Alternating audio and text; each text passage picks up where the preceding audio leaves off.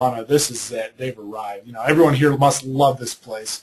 And 2 days later, me and Paul were, it was the following Monday, we were at Subway eating lunch, and an employee walked in wearing the shirt of the company, just 2 blocks from their office.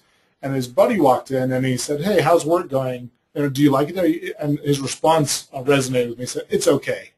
It's okay. And I'm thinking, oh, my goodness, you got a free iPad last week, free lunch.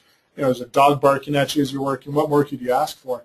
And so the reality is he didn't have a connection to the cause. And so that's something that you're going to have to balance as you're working through this is what is the passion for my product, whether it's software for an HR company or if it's a widget or you know, Greenpeace or whatever it is.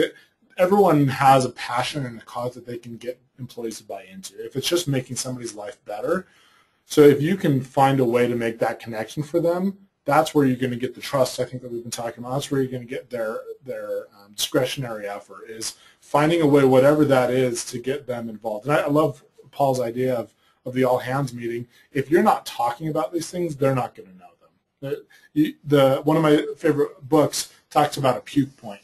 The people around you should be so sick of hearing these things that they want to puke, because the reality is then they'll tell it to their people a little bit less. They'll tell, and so it'll kind of make its way through the organization. But you know, by the time you're done with that, but some people might hear it once, but the people around you should be at the puke point. They should be sick of hearing about how we're going to hit this next goal.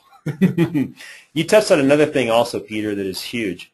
He mentioned this company is Google too.